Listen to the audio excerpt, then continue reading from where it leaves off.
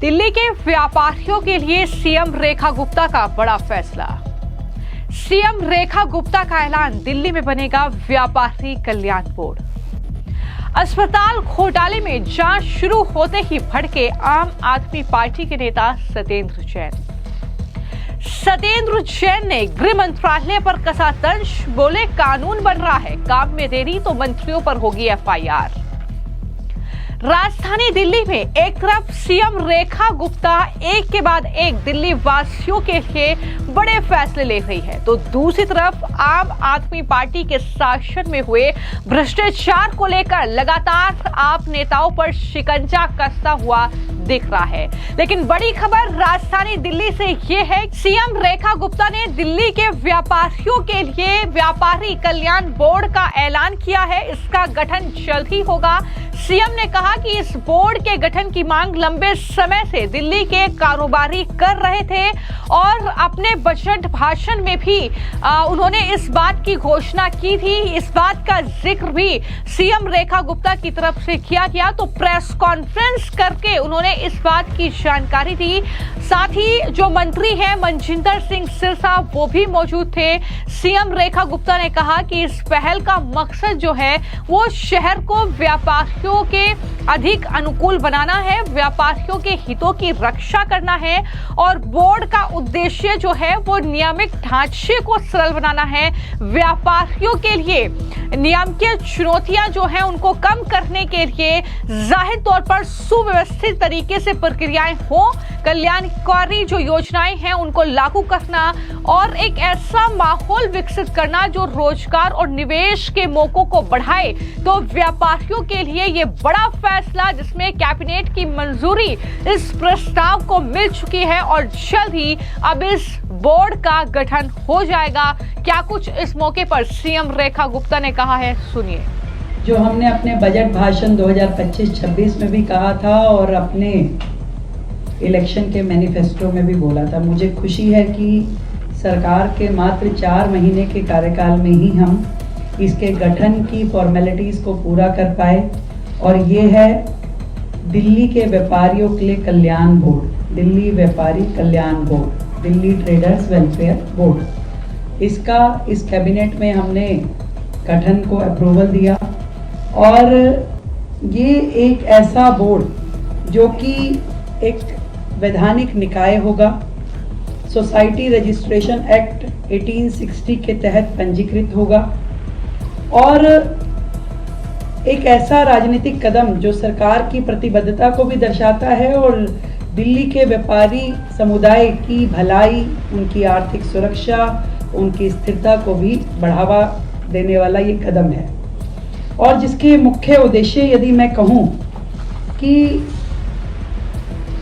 वो सारी समस्याएं जो हमारा व्यापार जगत से जुड़े हुए लोग, उद्योग क्षेत्र से जुड़े हुए लोग रोजाना वर्षों वर्ष से फेस कर रहे थे, उन सबको कम करना। दिल्ली में कोई एक ऐसा प्लेटफॉर्म नहीं था जहाँ पे व्यापारी वर्ग के लोग इकट्ठे होकर अपनी समस्याएं कह सके। एक लाइफलाइन जो सिटी की है, दिल्ली की एक लाइफलाइन जो उसका स्तर बढ़ाती है, उसका इकोनॉमिक स्तर बढ़ाते हुए आज रेवेन्यू जनरेशन में जो सबसे बड़ा पार्ट है, जिसके कारण से दिल्ली की वेलफेयर स्कीम चल पाती है। इससे पहले वो बिल्कुल निस्सहाय होकर के कि कोई मदद करने वाला प्लेटफॉर्म, कोई सुनने वाला, कोई समस्याओं का निवारण करने वाला कोई प्लेटफॉर्म दिल्ली में उपलब्ध ही नहीं था। तो दिल्ली ट्रेडर्स वेलफेयर बोर्ड ये अपने आप में एक बहुत बड़ा प्लेटफॉर्म रहने वाला है, जो कि व्यापारियों की समस्या को भी दूर करेगा, उनकी सामाजिक सुरक्षा की चिंता भी करेगा, उनको वित्तीय सहायता देना, उसमें निवेश और रोजगार के नए अवसरों उपलब्ध कराना और विभिन्न विभागों में जुड़ी हुई व्यापारिक क्रियाएं जो होती है उसको लेकर के भी उनके सुझाव, पॉलिसी फॉर्मेशन, रिफॉर्म्स की बातचीत, रेगुलेटरी चैलेंजेस जो इनके सामने आते हैं उनकी चिंता करना, सोशल सिक्योरिटी बेनिफिट्स इन सबको देना और इसके अलावा भी जो वेलफेयर के अलग अलग जो मेजर्स है उनको प्रदान करना, ईज ऑफ डूइंग बिजनेस का माध्यम बनना और एम्प्लॉयमेंट एंड इन्वेस्टमेंट्स को बूस्ट करना। ये सारे के सारे कार्य वो होंगे जो हमारा ये बोर्ड करेगा। और मैं समझती हूँ कि दिल्ली सरकार और व्यापारियों के बीच में संवाद करने का ये एक मजबूत चैनल बनने वाला है। व्यापारियों से जुड़ी हुई कानूनी जो औपचारिकताएं हैं उनको सरल बनाने का ये माध्यम बनेगा और व्यापारी और उनके कर्मचारियों के हितों में नीतिगत सुझाव देने का भी ये प्लेटफॉर्म होगा। सामाजिक सुरक्षा में जैसे लाभ, बीमा, स्वास्थ्य सेवा से जुड़े हुए कार्यक्रम उनके लिए करना भी इस प्लेटफॉर्म का काम रहेगा और व्यापारियों से जुड़ी हुई कोई भी समस्या हो उसका समाधान इससे हो पाएगा। इस पूरी की पूरी वेलफेयर बोर्ड को फंडिंग के लिए हमने 10 करोड़ रुपए अपने बजट में ऑलरेडी सेंक्शन किया था, जो कि ग्रांट इन एड के रूप में 10 करोड़ रुपए ट्रेडर्स वेलफेयर फंड के नाते से इनको दिए जाएंगे और ये सारा फंड वेलफेयर स्कीम्स में, स्किल डेवलपमेंट में, मेंटरशिप प्रोग्राम्स में, इन सब पे लगाया जाएगा।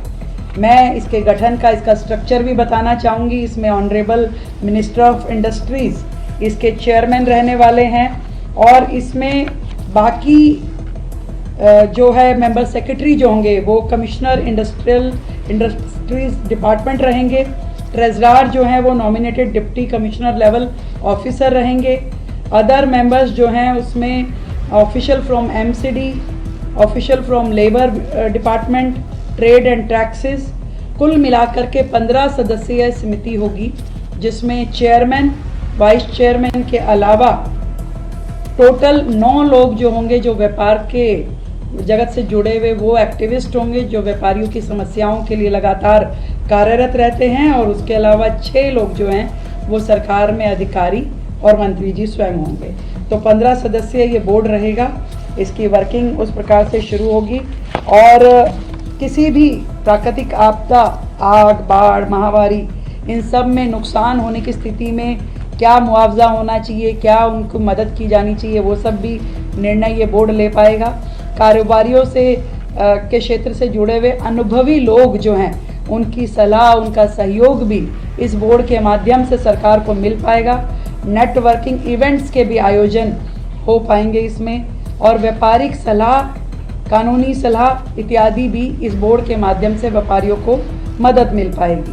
इसके अलावा राष्ट्रीय और अंतर्राष्ट्रीय जितने व्यापार मेले होते हैं उनमें भी सहभागिता इस बोर्ड के माध्यम से होना तय हो पाएगा। ये सारी चीज़ें मुझे लगता है कि दिल्ली में जो करदाता है, जितने पंजीकृत हमारे पास ट्रेडर्स है, लगभग 8 लाख की संख्या है जो ट्रेड एंड टैक्सेस विभाग के पास रजिस्टर्ड ट्रेडर्स की है। इन 8 लाख व्यापारियों को सीधा सीधा सरकार अपने लूप में लेकर के उनके वेलफेयर की चिंता अब इस बोर्ड के माध्यम से करेगी, जिसमें कि चाहे वो प्रोप्राइटरशिप हो, पार्टनरशिप हो, प्राइवेट लिमिटेड कंपनी हो, LLP हो, जो भी हमारी जितनी व्यापारी संगठन जो इसमें जुड़े हुए हैं और व्यापारी संस्थान इसमें जुड़े हुए हैं, GST में जो पंजीकृत है, उन सब को इसमें हम पंजीकृत करेंगे और ट्रेडर्स वेलफेयर बोर्ड जो है उद्योग विभाग के हमारे सहयोग से इस योजना को लागू करेगा। बोर्ड का रजिस्ट्रेशन और संचालन के लिए एक IT पोर्टल भी बनाया जाएगा। मैं ये समझती हूँ कि बहुत ही दिल्ली के व्यापारियों के लिए जो संदेश मैं देना चाहती हूँ कि आप लोग अकेले नहीं हैं, सरकार अब आपके साथ है। आपकी सुरक्षा, आपका कल्याण, आपके व्यापार की समृद्धि के लिए सरकार आपके साथ खड़ी है और ये बोर्ड सिर्फ एक संस्था नहीं है बल्कि सरकार का भरोसा है व्यापारियों के ऊपर।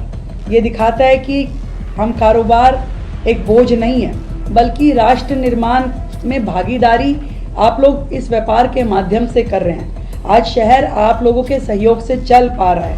हमारी सरकार का संकल्प है कि दिल्ली को व्यापार के लिए सबसे भरोसेमंद, सरल और सुरक्षित शहर बनाएं। आप सभी का सहयोग और सुझाव हमें इस प्लेटफॉर्म के माध्यम से मिलते रहेंगे और इस परिवर्तन की असली ताकत जो है ये बोर्ड बनने वाला है।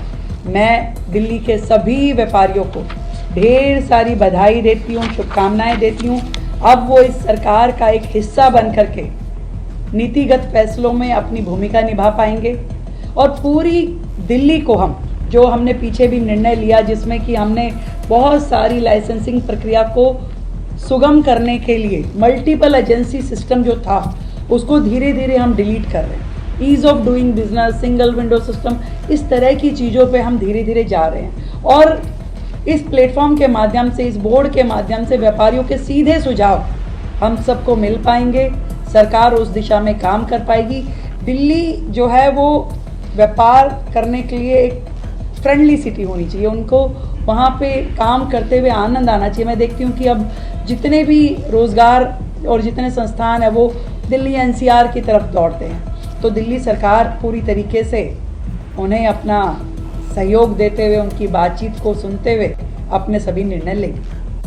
तो लगातार हमने देखा है कि जब से सीएम की कुर्सी रेखा गुप्ता ने संभाली है, वो लगातार व्यापारियों के लिए बड़े फैसले ले रही हैं, उनके बीच पहुंच रही हैं, उनसे बातचीत कर रही हैं, क्या उनकी दिक्कतें हैं दिल्ली में, इसको लेकर भी लगातार उनसे सुझाव मांगे जा रही हैं। संबंधित जो मंत्रालय है वो भी लगातार व्यापारियों के संपर्क में है, व्यापारियों की शिकायत को सुना जा रहा है, क्योंकि रेवेन्यू का जिक्र तो सीएम रेखा गुप्ता ने भी किया और कहा कि दिल्ली में सबसे ज्यादा जो रेवेन्यू है वो कहीं ना कहीं इसी जो कहीं व्यापारी वर्ग है उससे ही आता है। तो ऐसे में ये बहुत ज्यादा महत्वपूर्ण है। तो एक तरफ दिल्ली के व्यापारियों के लिए ये बड़ा फैसला सीएम रेखा गुप्ता का, और वहीं दूसरी तरफ जैसा कि मैंने कहा कि दिल्ली में जो पिछली सरकार थी आम आदमी पार्टी की, उसमें जो भ्रष्टाचार के मामले सामने आए और अब एक नया मामला सरकारी अस्पतालों के निर्माण में घोटाले को लेकर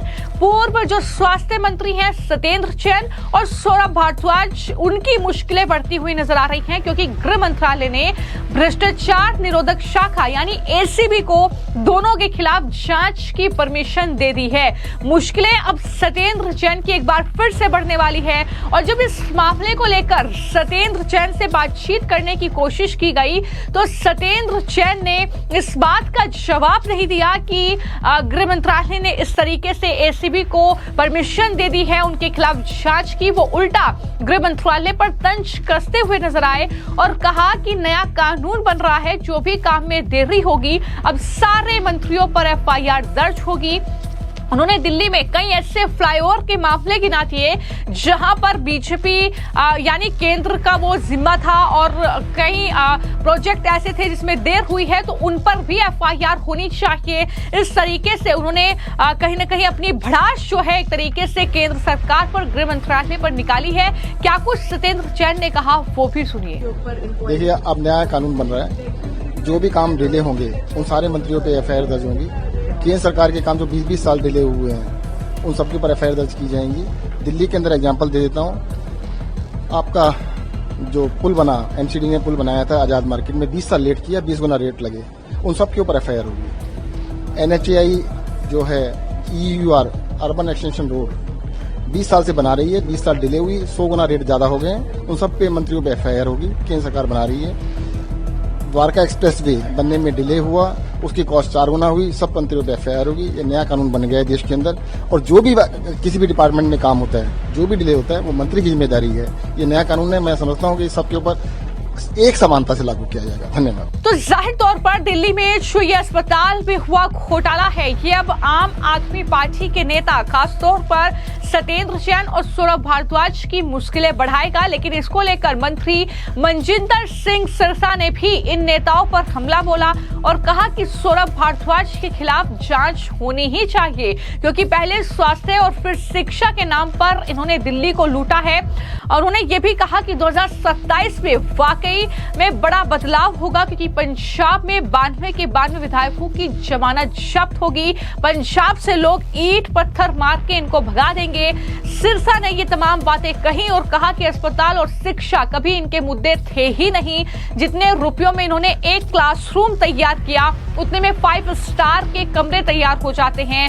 ये तमाम बातें उनकी तरफ से कही गई और कहा कि दोनों हाथों से आम आदमी पार्टी ने दिल्ली को लूटा है। फिलहाल इस पूरे मामले को लेकर लगातार दिल्ली में बयानबाजी चल रही है, लेकिन जिस तरीके से सीएम रेखा गुप्ता ने व्यापारियों के लिए यह बड़ा फैसला लिया है और सत्येंद्र जैन जो बौखला गए हैं, इसको लेकर आपकी क्या राय है, हमें कमेंट बॉक्स में जरूर लिखें। धन्यवाद।